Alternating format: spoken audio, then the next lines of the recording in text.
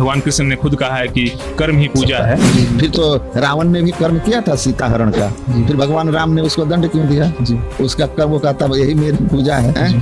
तो करहि मोह बस नर अज्ञाना, स्वार्थ रत परलोक नसाना, काल रूप तिनके में भ्राता, शुभ और अशुभ कर्म फलदाता है। तो निष्काम कर्म सहज नहीं होता, इसके लिए अपने मन बुद्धि को उस अवस्था में ले जाना होता है जहाँ वो निष्कामता को उपलब्ध हो जाए, तब आप निष्काम कर्म कर पाएंगे। बिना साधना के निष्काम कर्म संभव नहीं है।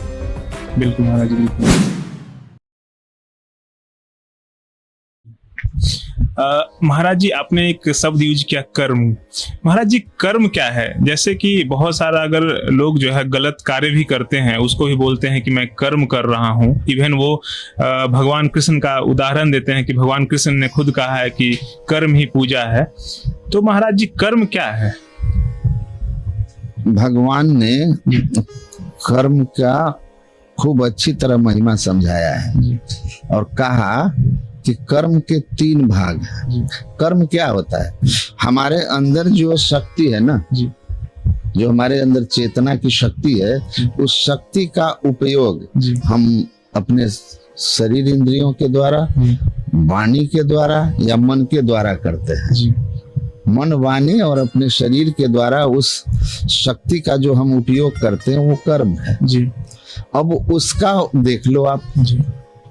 अब भगवान यहाँ कहते हैं कि कर्म जो होता है एक अकर्म है, विकर्म है और एक कर्म है।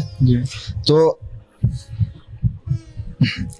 विकर्म उसको कहते हैं जो निषेध कर्म है, झूठ, चोरी, नशा, हिंसा, पर नारी गमन, बेविचार, पर पुरुष गमन, ये सब निषेध कर्म है। इनको करने से आपको दंड मिलेगा। भगवान ने कह भी दिया है, कर्मण्यवाधिकारस्तु मा फलेषु कदाचन, है ना जी। और भगवान राम कहते हैं, करहि मोह बस नर अज्ञाना, स्वार्थ रत परलोक नसाना, काल रूप तिनके में भ्राता, शुभ और अशुभ कर्म फलदाता। तो कर्म का वहां पर जो है आप कहते हैं विकर्म है, अकर्म है, एक कर्म जो शास्त्र सम्मत है वो करना है, और जो विकर्म है, अपकर्म है, निषेध है, वो नहीं करना है। तो सभी कर्म पूजा कैसे हो सकते हैं? बिल्कुल महाराज जी। शुभ और अशुभ कर्म फलदाता। शुभ कर्म और अशुभ कर्म, अशुभ कर्म कभी पूजा नहीं हो सकता। फिर तो रावण ने भी कर्म किया था सीता हरण का, फिर भगवान राम ने उसको दंड क्यों दिया?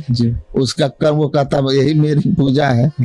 तो ठीक ठीक कर्म को समझना होगा। गहनो कर्म ना गति, कर्म की गति बहुत गहन है। शुभ कर्म, अशुभ कर्म, सकाम कर्म, निष्काम कर्म, सांसारिक कामनाओं के द्वारा, सांसारिक कामनाओं को लेकर आप जब कोई कर्म करते हैं, धन, पद, प्रतिष्ठा के लिए, तो ये सकाम कर्म होता है।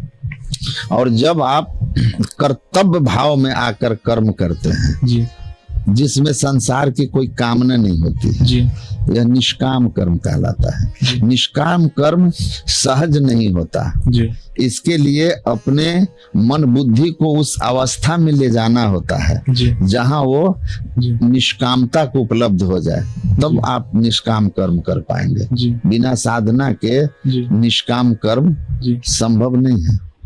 बिल्कुल महाराज जी, बिल्कुल।